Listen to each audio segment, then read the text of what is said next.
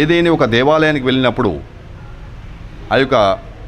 ఆలయంలో ఉన్నటువంటి పాదుకలు, ఆలయంలో స్వామివారి యొక్క పాదుకలు ఏవి ఉంటాయో ఆ పాదుకల్ని భక్తుని యొక్క శిరస్సు పైన పెట్టి ఆ యొక్క స్వామివారి యొక్క అనుగ్రహాన్ని భక్తునికి అందించే విధంగా ఉండేదే శటగోపురం. అందుకని పెడతారు.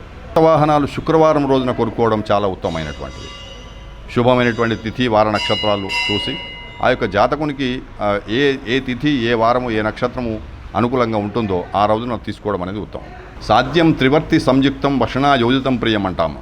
అనగా మనం దీపారాధనలో త్రివర్తి అంటే 3 వత్తులు వేయమని చెప్పడం జరిగింది. నరదృష్టి నుండి ఉపశమనం కోసము సుబ్రహ్మణ్య స్వామిని ఆరాధించడం కానీ, ఏదైనా ఒక శక్తి దేవతను ఆరాధించడం కానీ చేసినట్లయితే నరదృష్టి నుండి మనము విముక్తులం అవుతాం. ఏలినాటి శని దోష పరిహారానికి నీలాంజన సమాభాసం రవిపుత్రం యమాగ్రజం ఛాయా మార్తాండ సంభూతం తం నమామి శనైశ్చరం అనేటువంటి మంత్రాన్ని మనం జపించినట్లయితే ప్రతిరోజు క్రమం తప్పకుండా ఒక 19 సార్లు, అత్యల్పంగా ఒక 19 సార్లు మనం జపించినట్లయితే ఈ యొక్క ఏలినాటి శని దోషం నుండి పరిహారం అవుతాం.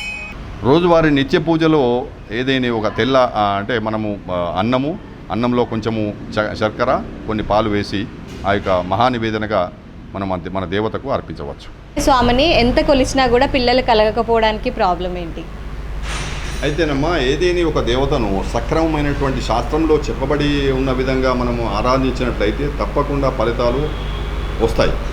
అయితే ఇంతకాలం మీరు అడుగుతున్నటువంటి ప్రశ్న ఏంటంటే ఎంతో చేశాము కానీ కాలేదు అంటే, సరైన క్రమంలో సరైన శాస్త్రంలో చెప్పబడిన విధానంలో పూజించినట్లయితే ఆ యొక్క స్వామివారి యొక్క అనుగ్రహం తప్పకుండా కలుగుతుంది, సంతానం కలుగుతుంది. ఈ సుబ్రహ్మణ్య స్వామి దేవాలయము వెస్ట్మారేడుపల్లి యందు వేంచేసినటువంటి యొక్క స్వామివారికి ప్రతి మంగళవారము ప్రత్యేకమైనటువంటి అభిషేకము జరుగుతుంది.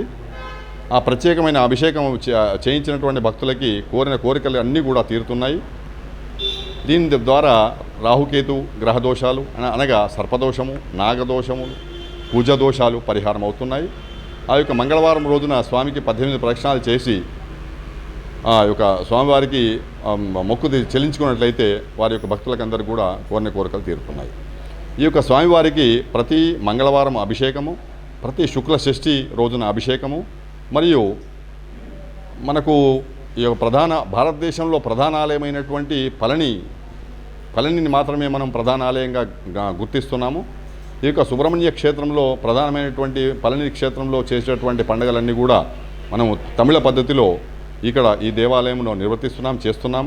అనగా పంగుని ఉత్తరము అంటే పాల్గొన మాసంలో వచ్చేటటువంటి ఉత్తర నక్షత్రము, మరియు ఆడి కృత్తిక అనగా ఆషాఢ మాసంలో వచ్చేటువంటి కృత్తికా నక్షత్రము రోజున స్వామివారికి ప్రత్యేకమైనటువంటి అభిషేకము, అలంకరణాదులు చేసి సేవించుకుంటున్నాం.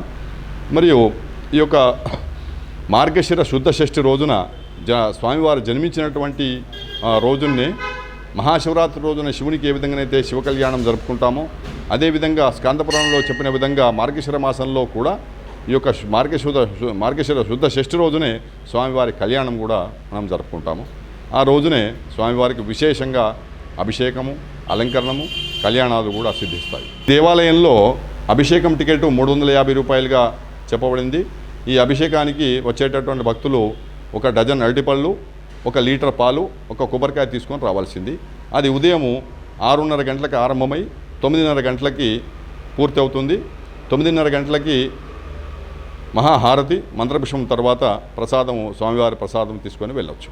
తక్షిల మీడియా ఛానల్ని సబ్స్క్రైబ్ చేయండి, లైక్ చేయండి, షేర్ చేయండి.